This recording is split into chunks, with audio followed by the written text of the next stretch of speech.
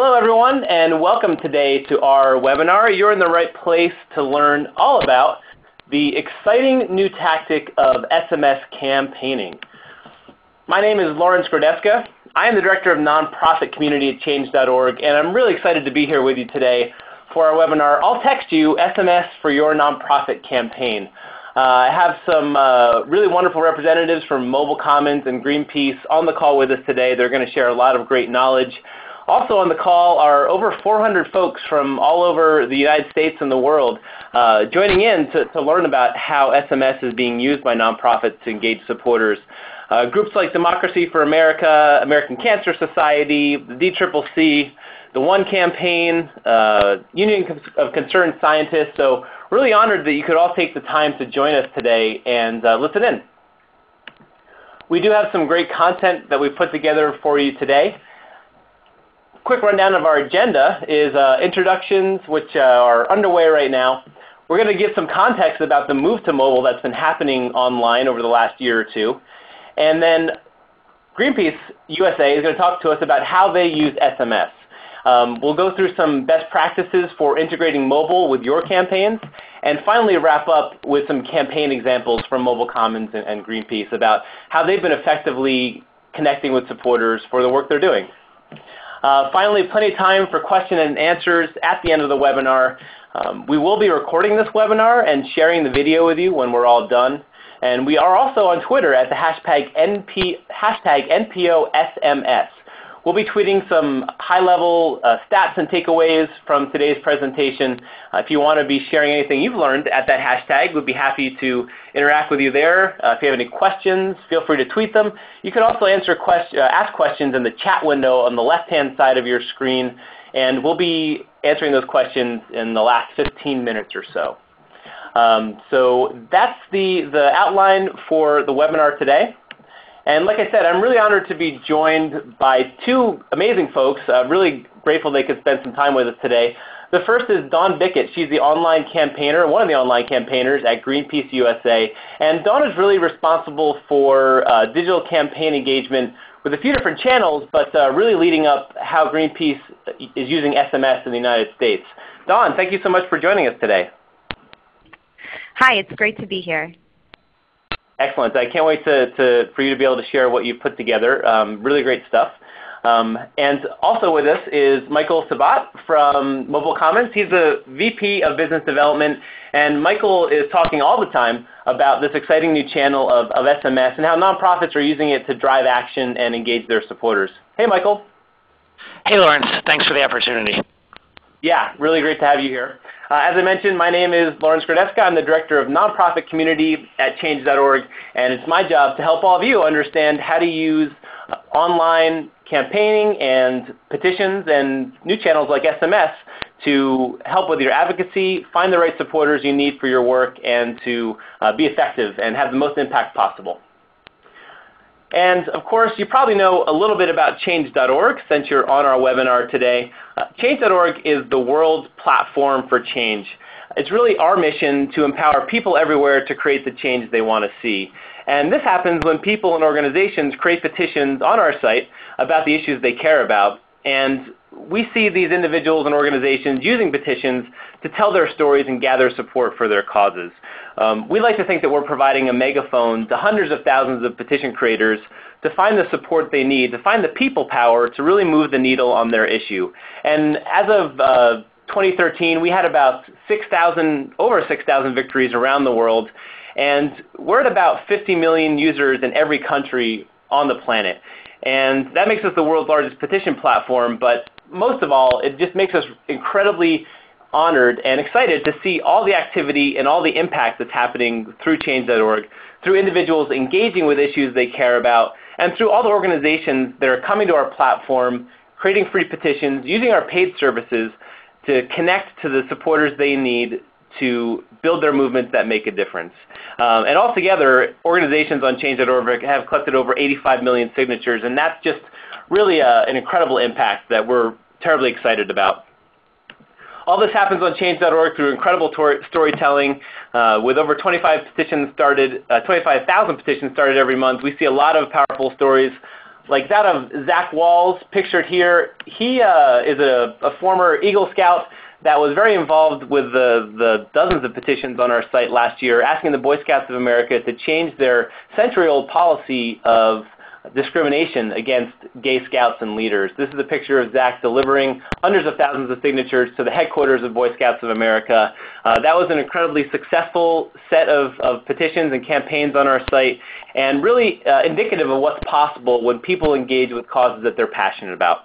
And as far as storytelling, online petitions is one way to do it, email, websites, and today we're going to be talking about SMS is another channel for you to tell your stories and engage the supporters to be involved with your work and to have the impact that you're looking to make. And Dawn actually is going to get us started here and talking about engagement and interacting. She's going to ask you all to text us. Hi again. This is Dawn. So what better way to start off a presentation on SMS than a little bit of texting?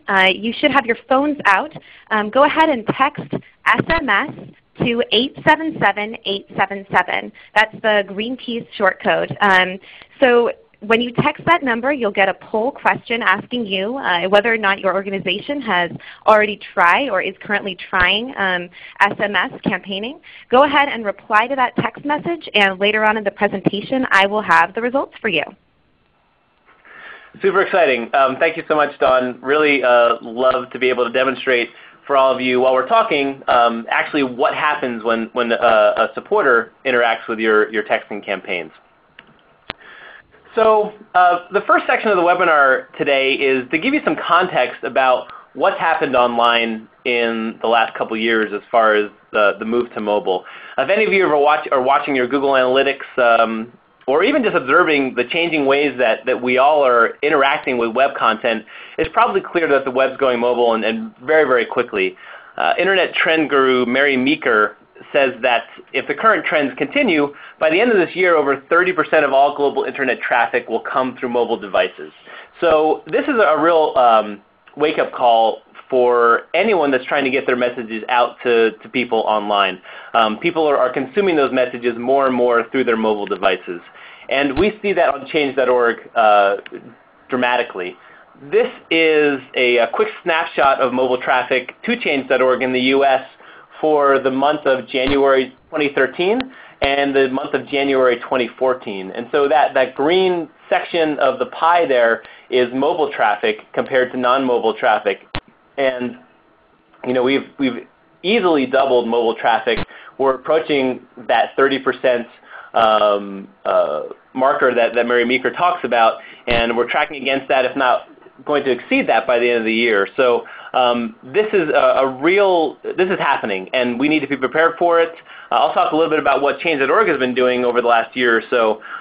But all of you out there need to be aware of the impact of this mobile traffic on your existing content assets and your online programs, but also to take advantage of this new way to engage supporters where they're at in the moment on their mobile devices. And so I'd like to turn it over to Michael from Mobile Commons to give us some more context and background on what Mobile Commons has seen in this move to mobile.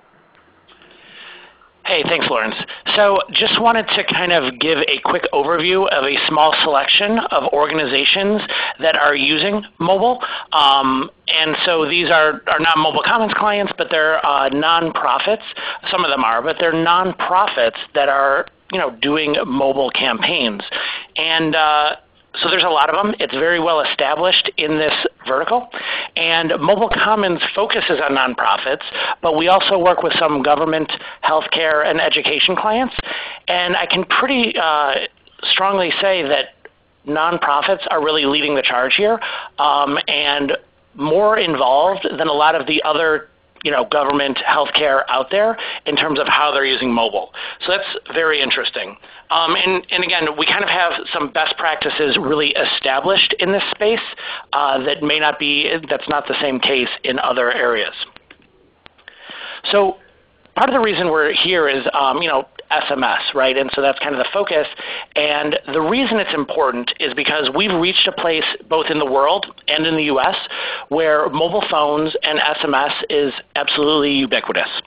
So these are stats mostly from the US.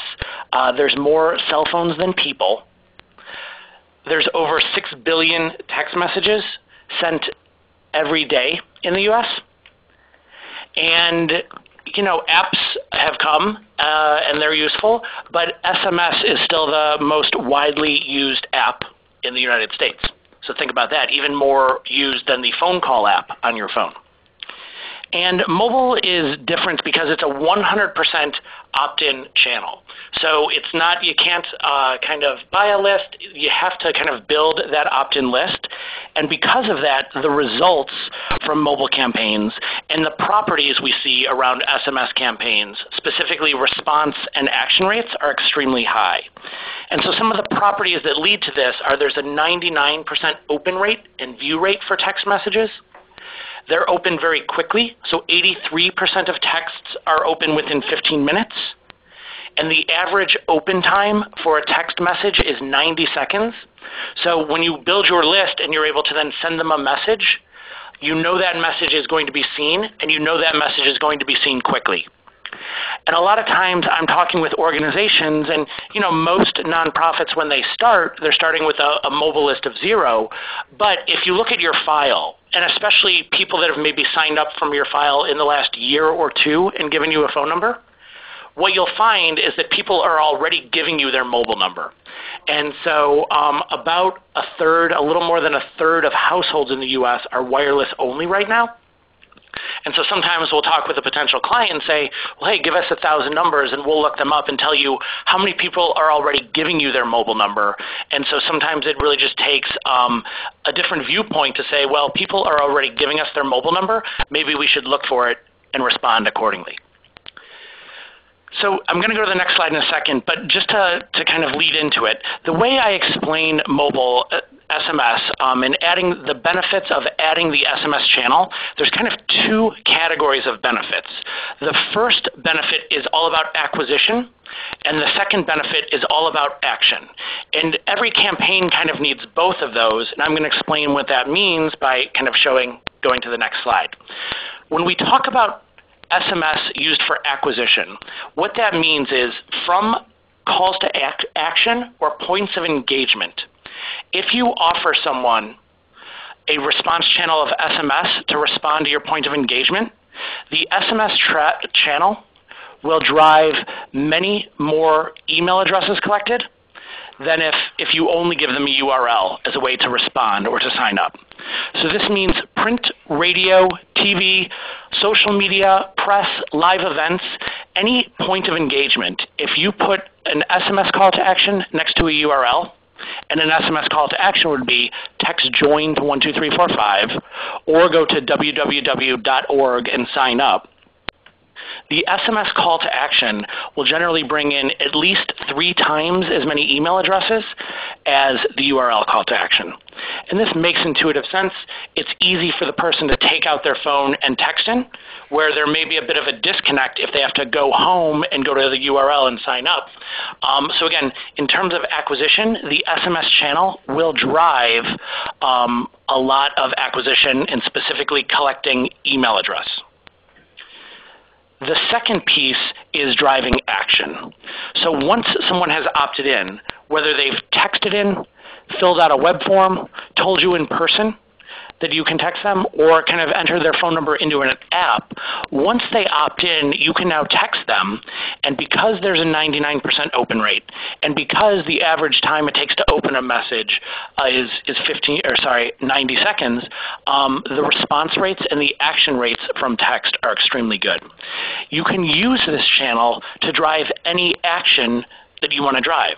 So whatever kind of is the focus of the campaign, if you're getting people to watch a video, collecting information, getting people to do advocacy calls, or show up to vote, the text message reminder will increase that action. Mobile has a very unique property of kind of getting into the real world very quickly. So it's not only web-based actions like liking something or reposting, it gets into the real world. So we have clients that every day are asking people to bring clothing into a store and donate it, to swab their cheek to see if they're a bone marrow match, and taking these real high-value, real-world actions and being able to kind of drive that action and then track them. Just want to talk about a few actions real quick that we do a lot with. One is advocacy calls. So building a list, being able to text out a phone number, and then connect people to a target, whether that's federal or state legislators, or really anybody, governors, the White House. But being able to drive phone call actions is a very kind of valuable and high-level action that we've done a lot of and can talk about it. And then another one that's very valuable is GOTV. But if we look at a Get Out the Vote timeline, we can see that it's not just a reminder on Election Day to go vote. It's kind of all throughout the process using the mobile channel to complement your acquisition and then amplify your results, whether that's voter reg, whether that's promoting early voting and then tracking who's early voting, but just kind of using this as a channel to, again, acquire more people onto your list and then drive more action from those people. And right now I'm going to turn it back over to Dawn, I believe. Yeah, thanks, Michael. Really great overview of how generally nonprofits are using SMS. And I'm really excited now to turn it over to Dawn to talk about how one specific organization with a really amazing digital campaign, actually for me, one of the most cutting edge digital campaigns around right now as far as advocacy work, Greenpeace USA, they decided that they wanted to start experimenting with SMS. So Dawn is going to walk us through what considerations they thought about and what some of the campaigns that they actually are running look like. So Dawn, please take it away. Hi there. Yeah. Well, before I begin talking a little bit about Greenpeace's campaign, I'd love to share the results from our earlier poll. It looks like actually most folks on the call, 62%, are new to SMS, have not previously tried SMS campaigning.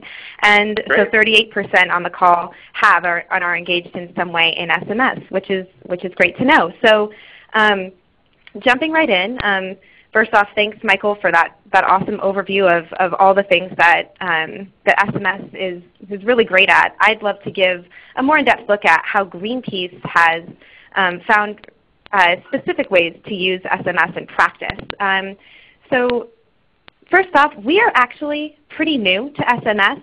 It's one of our newest communication channels. We only started using it in 2011, and even then we used it very occasionally, not really in an integrated approach with our campaigns. You can see an example of a donate text we sent out in 2011 asking people to give after for our whaling campaign, anti-whaling campaign. But really things started to change this year when we dedicated a lot more resources and time to SMS. We really figured out that SMS is just as serious a communication channel as social media and as email. And when we treated it that way, we got much stronger results than when we sent kind of both some irregular text messages, I'll say. So this year, at the beginning of this year, we started looking at what were the specific elements of SMS that were different from our other means of communication with supporters, and what holes could SMS fill in our campaigns. And we came up with three big areas where SMS and the ways that SMS communication differs from email or social media could really benefit the way that Greenpeace runs its campaigns.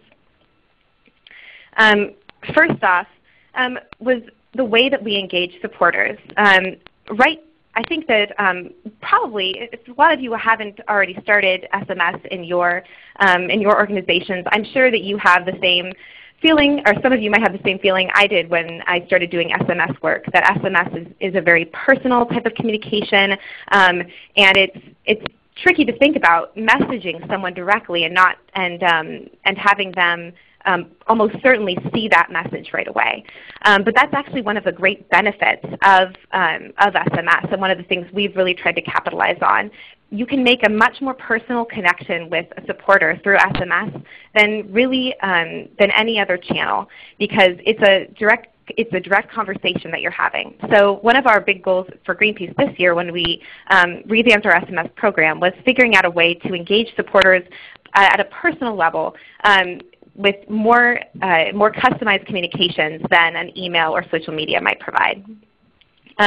We've also been working to make sure that SMS is a way that, or we use SMS tools effectively. Some of the things that Michael brought up, call campaigns, using it to remind people of events. These kinds of tools are not necessarily as readily available in other forms of communication.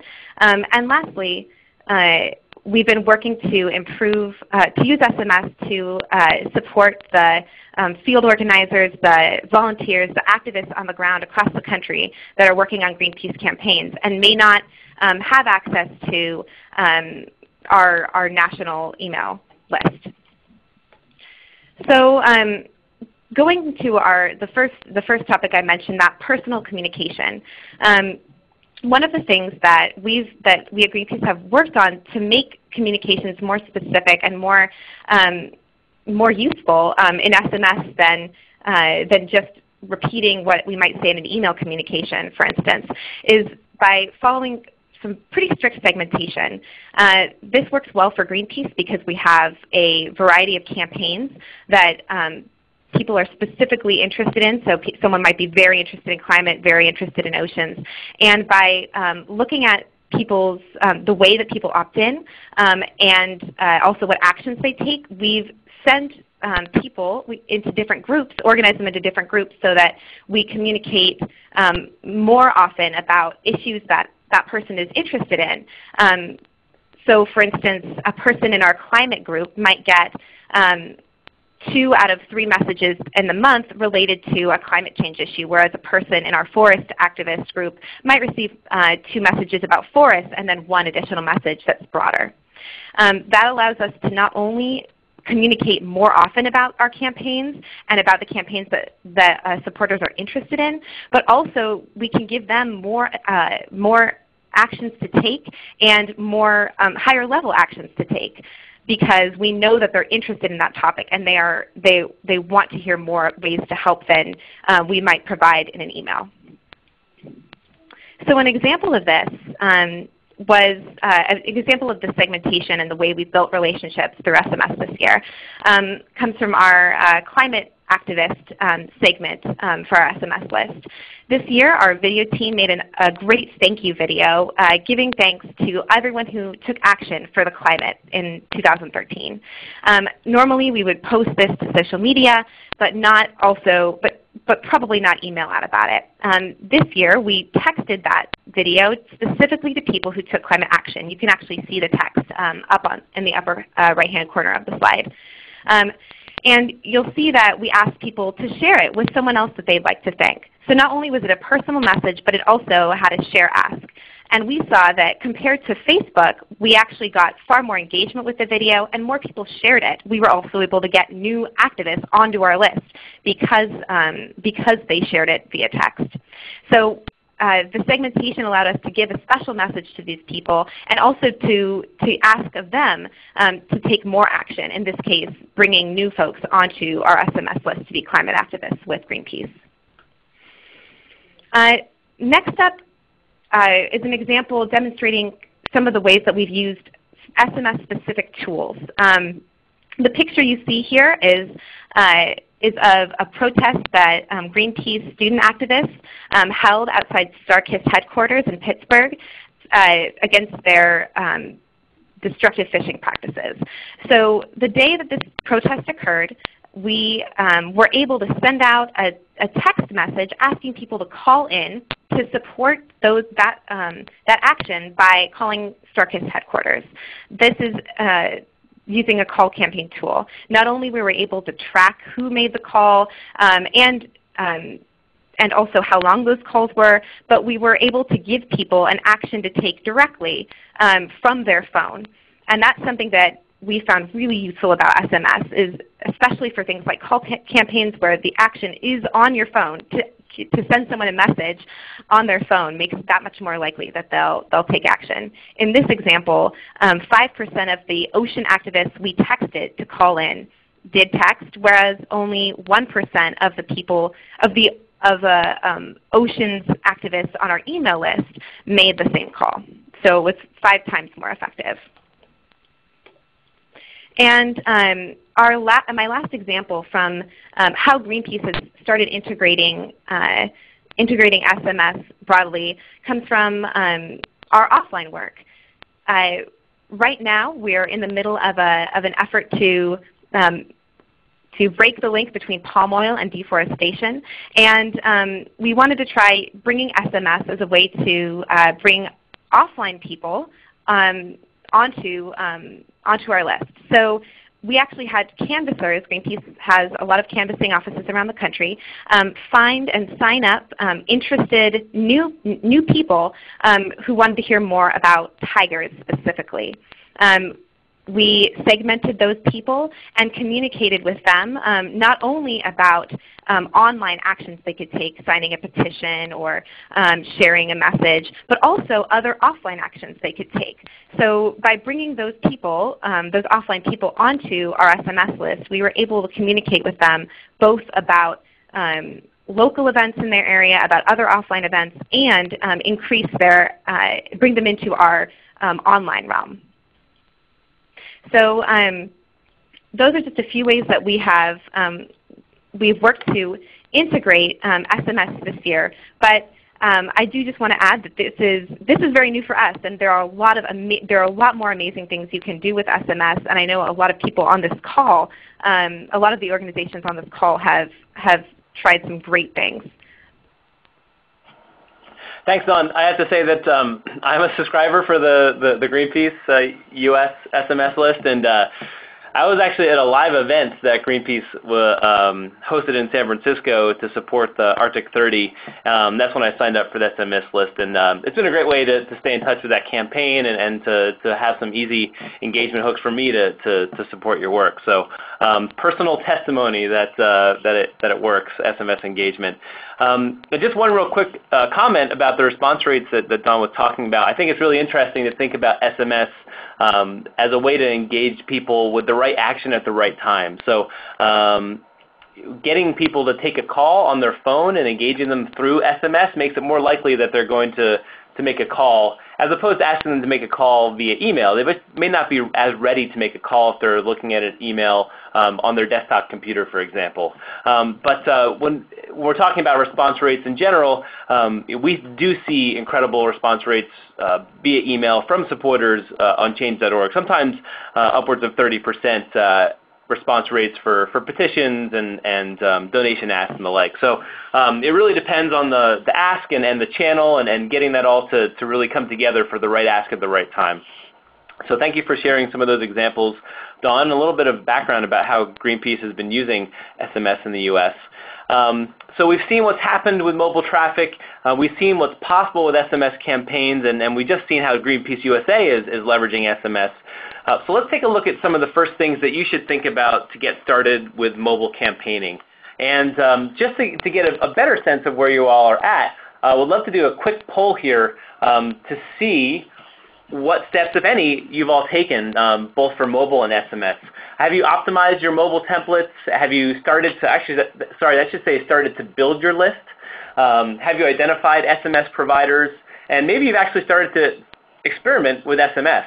We're going to be talking about each of these topics as a way to get started, but would love to hear from the folks online right now what, if anything, they've done to prepare to engage supporters online via this new channel of SMS.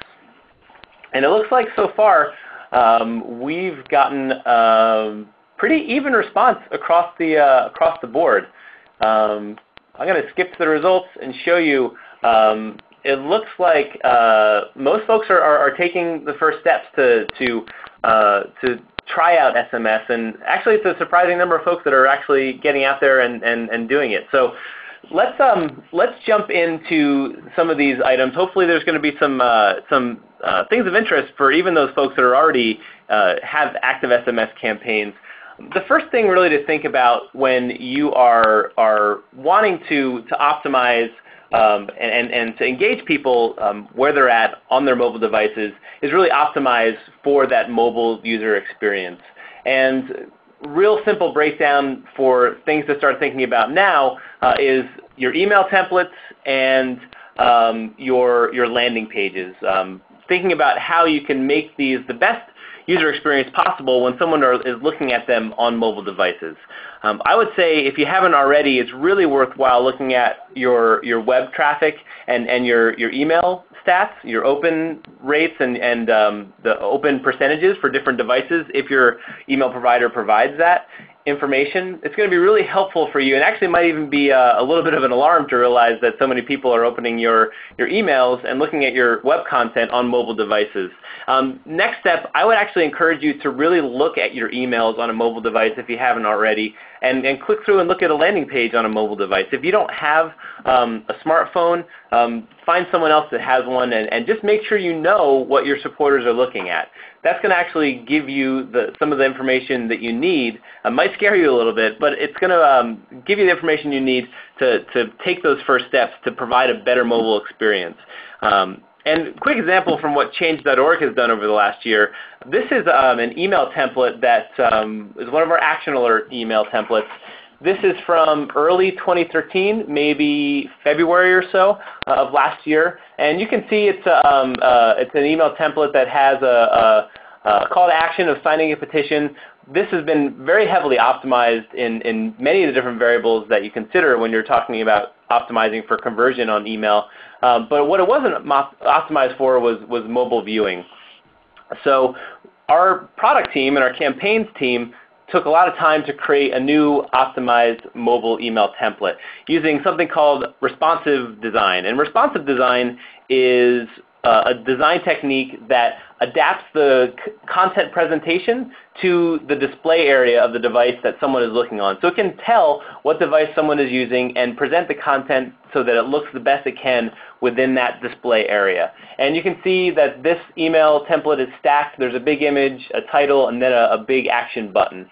So it just flows a lot better. It's kind of the horizontal scrolling design that we're seeing more and more of the web. And when we implemented these mobile optimized templates, these are email templates, again, we saw over an 11% increase on signatures, not just opens, but actual signatures on a petition that someone signed when they click through from this email to our website. So huge potential before you even get to SMS actions for optimizing your mobile templates.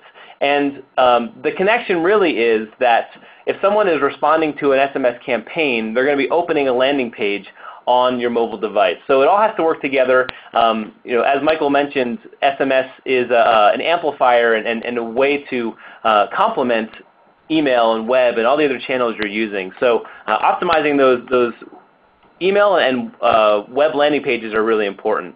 And Dawn's going to talk to us next about building your list for getting started with SMS.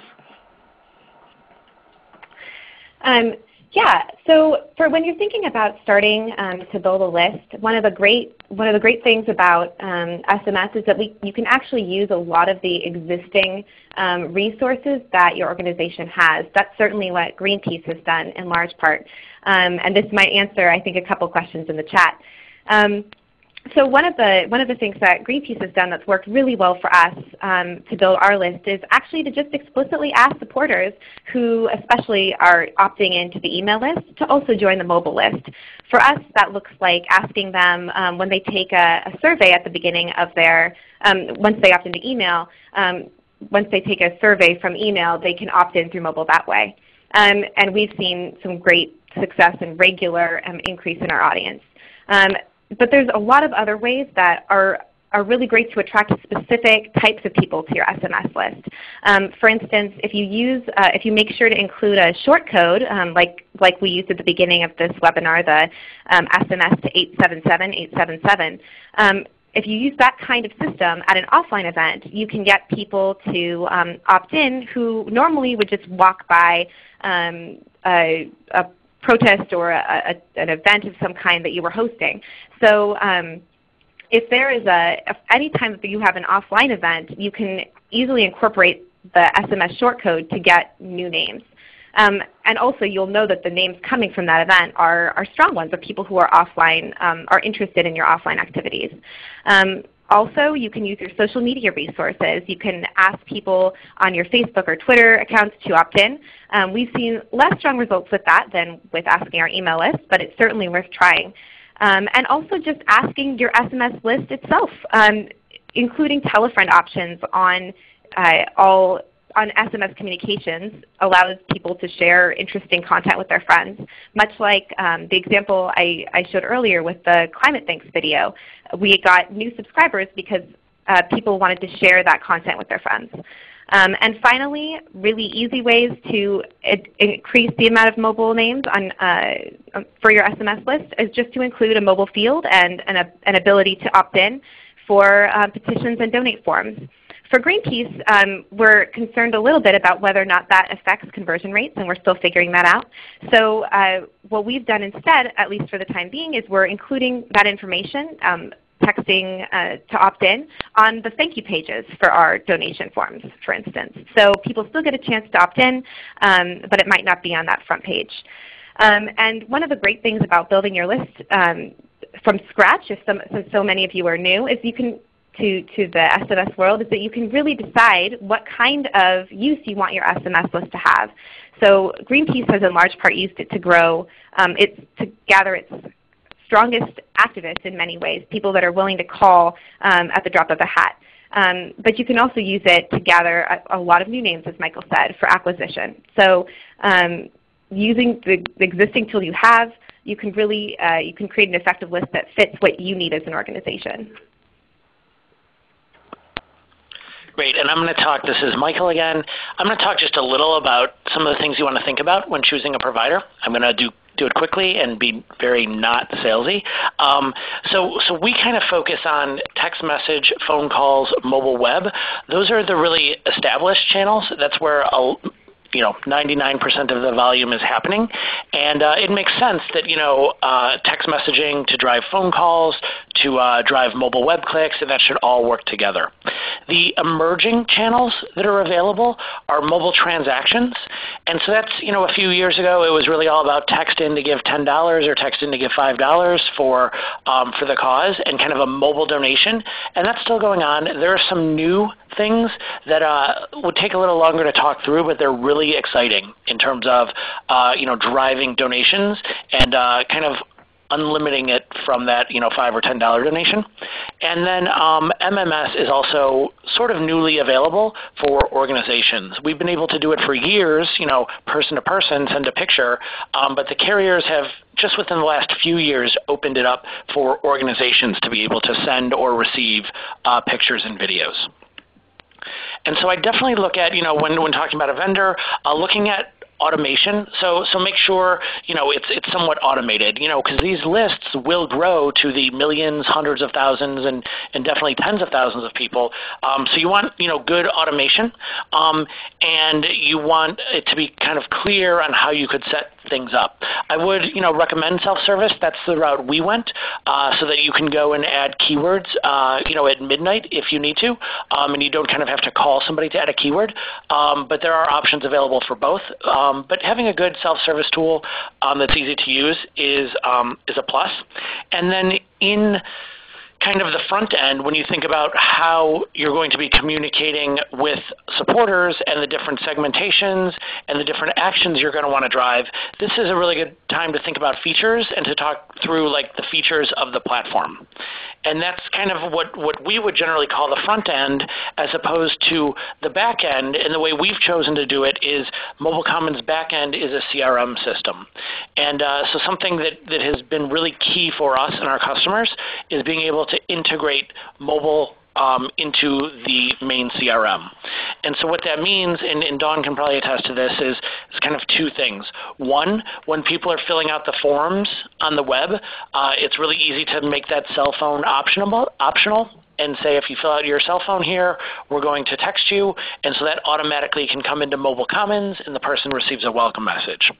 Just as importantly, going the other way, if you do a rally, or from social media, or from a sponsored event, or something like that, if you have people take out their phone and text in, you can then ask for their email address, and collect that and get that directly into your CRM so that you can use that for email.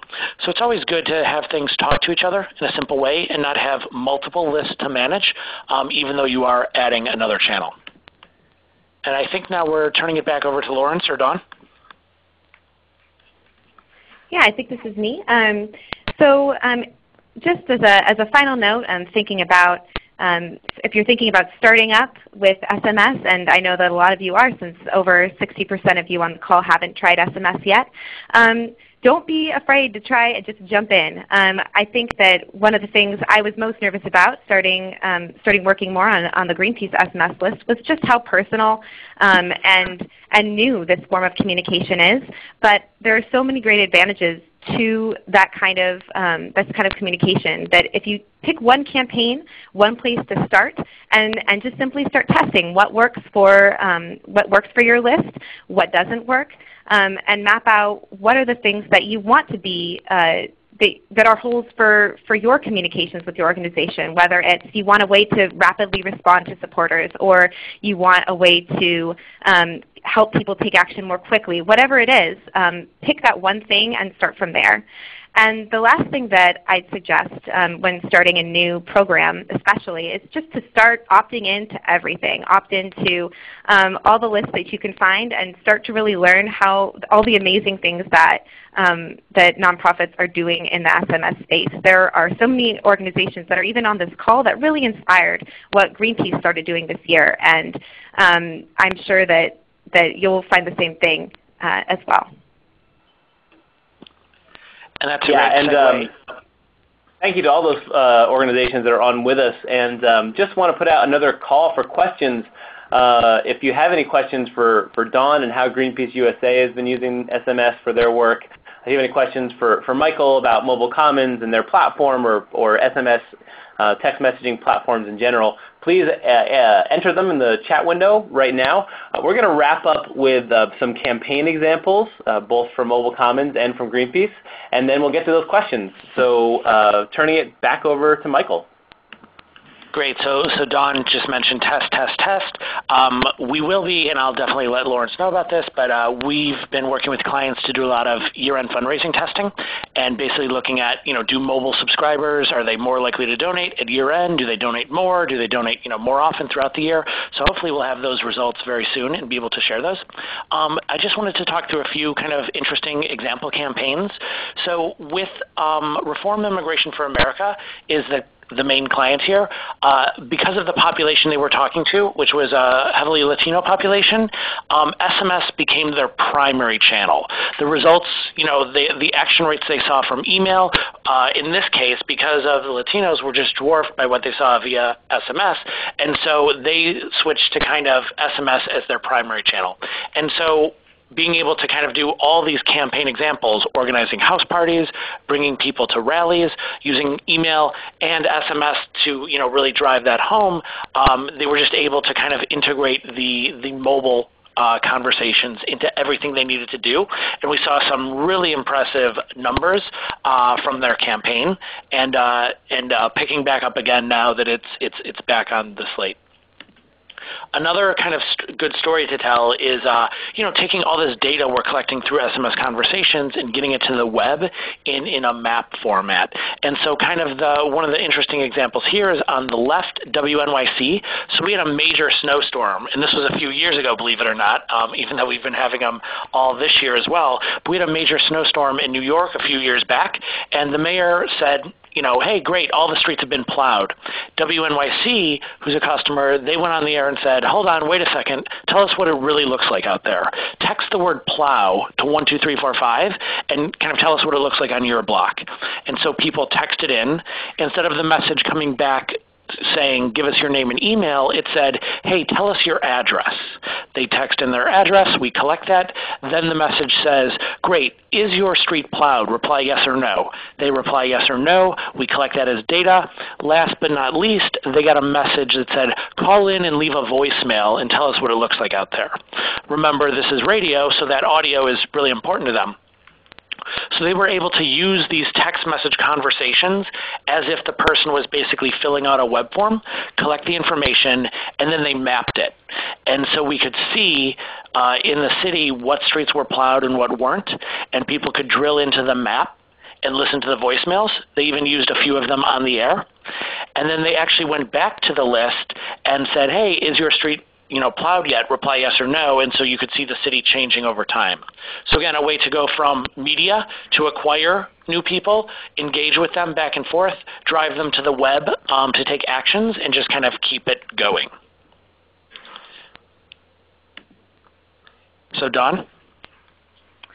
Yeah, so I have one kind of longer example from Greenpeace of a time that SMS from start to finish was a really useful and integrated form of communication for us. I think probably the culmination of a lot of the work that we've done this year to start to improve our SMS communications. So this September, there was a very organization-changing event, really, for Greenpeace when a crew of 30 30 crew and activists who were protesting in Russia, nonviolent action in Russia against oil drilling in the Arctic there, were actually arrested by the Russian Coast Guard and charged with both piracy and hooliganism, which are 15-year charges. So this took the organization by surprise, and we had to respond really quickly to the situation, and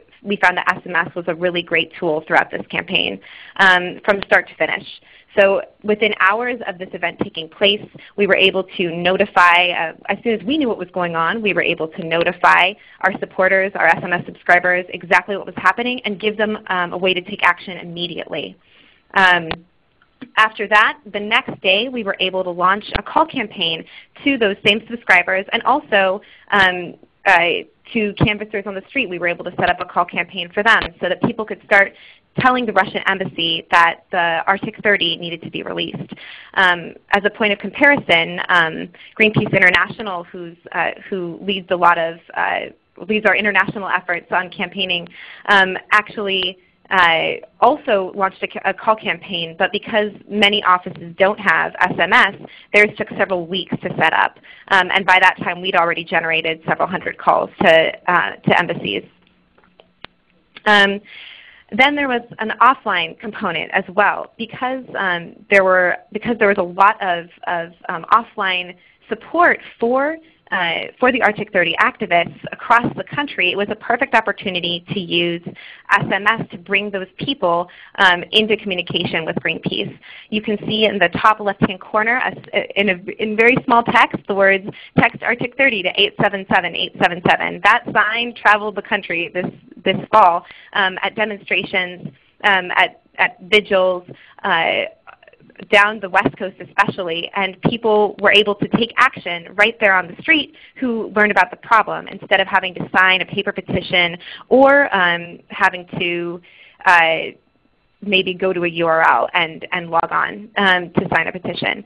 And also, once those people did opt into text messaging, we were able to communicate with them about the issue throughout the rest of the time the activists were in Russia, and ask higher level asks of them, for instance, calling in. So it was a really useful tool offline. And the last example of that offline support that SMS really provided was from this image at the bottom you see is PowerShift from this year. PowerShift, which is a massive youth conference on climate and energy and a lot of other things. We had 5 minutes to present about the Arctic 30 at PowerShift in front of a crowd of several thousand student activists.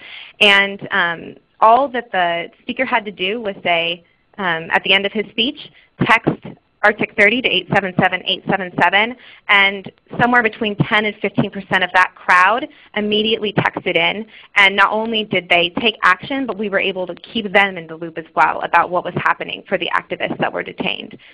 And lastly, the SMS people that had joined us along the way throughout the campaign, whether it was whether they joined the call campaign or were already on our list or saw a vigil on the street, all of them were the first people to know that the Arctic 30 were released in the end of December, because we were able to turn around a message to them right away. So because SMS was both rapid response and able to be used offline and online, it really supported the entire Arctic 30 work. And I think I'm turning it back over to Lawrence. Yes, thank you so much, Dawn, and for Michael for those great examples. Really illustrative of what can happen with SMS. And we have gotten some incredible questions, clearly a topic of interest for folks on this call. I'm going to turn our attention to those in just a minute. I did want to mention that we regularly host webinars here at change.org. Our next webinar is later this month, actually in February. We're not in February just yet. We're almost there. But we'll be hosting one of our regular webinars about people powering your campaigns with online petitions. So if you want to learn more about that webinar or any of the content we have available, you can visit us at change.org/organizations. We're on the social web, Twitter @changeorgs, and facebook.com/changeorgs. My email is lawrence@grodeska. If you have any questions, would like to follow up, if you'd like to learn more about our sponsored campaigns to find the supporters you need for your work, please feel free to email me. If you'd like to get in touch with Michael or Dawn, I'd be happy to connect you through them. Just feel free to email me at lawrence@change.org. So, turning our attention now to questions. Actually, first let me just say thank you to everyone that joined the call today. Thank you to Dawn and Michael for sharing their time and knowledge and expertise. And thank you to all of you for listening in and learning about this exciting new channel. If you have to go, feel free to do so. We're going to be answering some questions right now, but really appreciate your time on the call today. So thank you very much for joining us. Okay, so the first question is kind of a sort of best practices question for when and how often you should engage supporters through text messages. So Dawn, I wondered if you could speak a little bit as far as what you've learned at Greenpeace as far as how often you ask people on your SMS list to interact with a petition or a call-in campaign. Anything that you've gleaned as far as how often to engage that channel? Yeah, I think that, well, the way that the Greenpeace, for most of its segments, communicates is somewhere between 2 and 4 times a month. We try not to message more than once a week unless it's something urgent, and also to make sure that the content is varied, so it's not just a petition, but maybe, or a donate ask and a petition, but also including some kind of engagement or content that we think would be interesting. I think one thing that's been harmful in the past for our list has been waiting a long time in between text messages, over a month or so, because then people start to disengage with SMS. So certainly more frequently than that. But that's about how often we found really gets the most engagement. Excellent. Question for you, Dawn, and for Michael. Some interesting some questions about how to roll out SMS, either to your existing email list. Someone asked that they have phone information for nearly all the supporters on their email list, but they haven't explicitly opted in to text messages. So are there best practices or potentially privacy concerns around automatically adding people to an SMS campaign if they haven't explicitly opted in? Michael, why don't you start? Yeah, so people do have to explicitly opt in, absolutely. So, and they won't get mad at mobile comments if they receive a text. You know, they'll get mad at you if you text them and they haven't agreed to it. So, you do want them to explicitly opt in, and it's very easy to do that and build the list, especially from your existing list. So I think I chatted this person back directly, but when you email them, you can include in the header and possibly footer of the email, hey, text to join our mobile list. We've had clients make it a point of the list that says, hey, we want you to join the mobile list, because they've tested their data and they know that if someone is on the mobile list, they're going to be 3 or 5 times more likely to call Congress for them or make a donation. So they want to build that mobile list. So including it in the mobile list, including promotions in the email, adding the checkbox to your form that says, yes, you can text me, so that you can build the list while you're sleeping, and then also, including it in real-world engagements, promotions moving forward as you get new people is what I'd recommend. Excellent. Anything to add on that question, Dawn, or? No, I have nothing to add there. That was great. Okay, cool.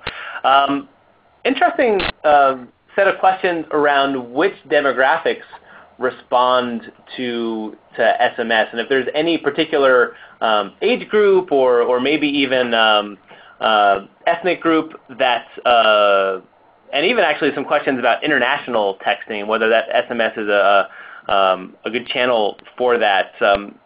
Michael or Dawn, Michael, generally from what you've seen the nonprofits using your platform, any specifics about who is responding? And for example, older supporters, is SMS not the right channel to reach them?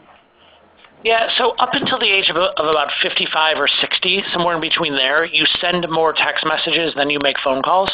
Above 60, it's the other way. You make more phone calls than you do text messages.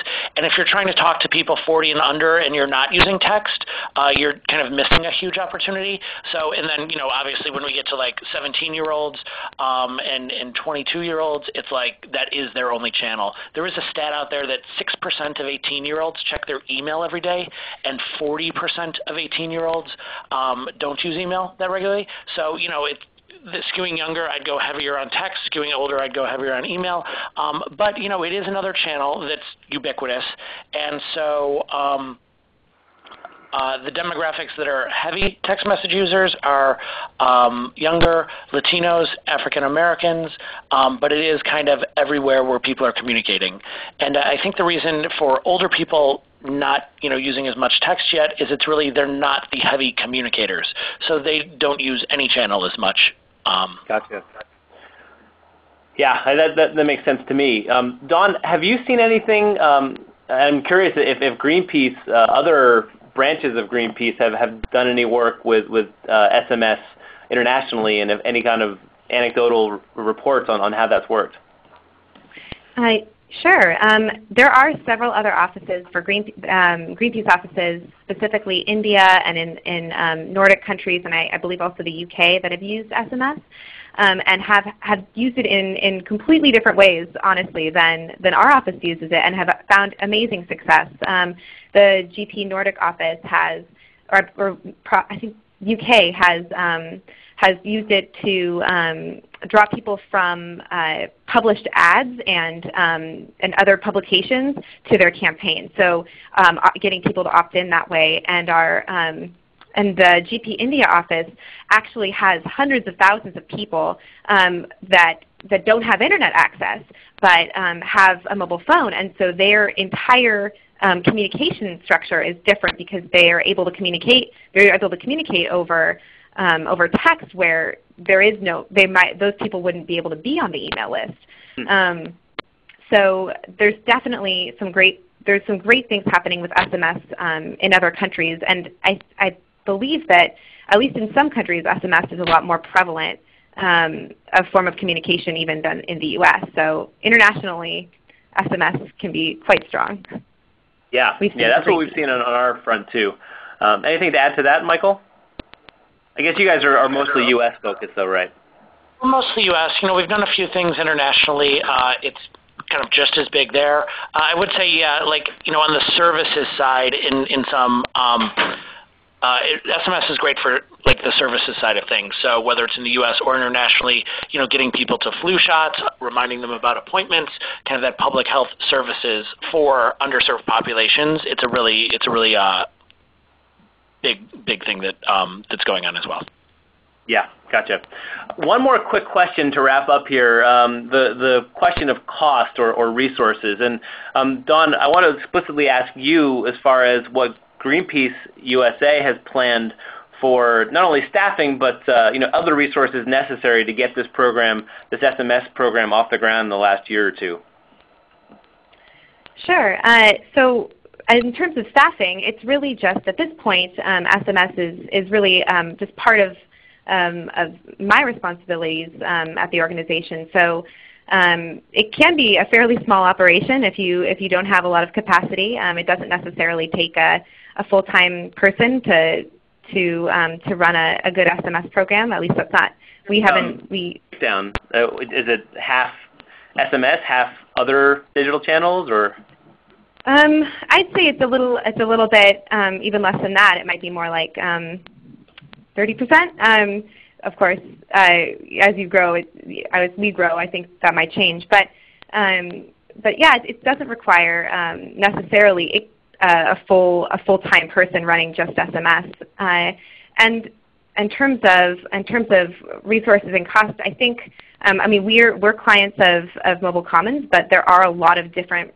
And I think even some more limited but free SMS providers out there that don't have quite the same feature sets, but are at different cost levels as well. So I think that it's something that is available pretty broadly for even a more restricted time and resource group. Great. Well, we're over the hour mark, so I'm just going to cut it there. Thank Dawn and Michael once again for their time and incredible insight. And thank all of you for joining us today. Hope this was insightful as far as how your organization can get started or keep going with SMS. And have a great day. Have a great night, depending on where you're calling in from. And hope to see you online again soon. Take care.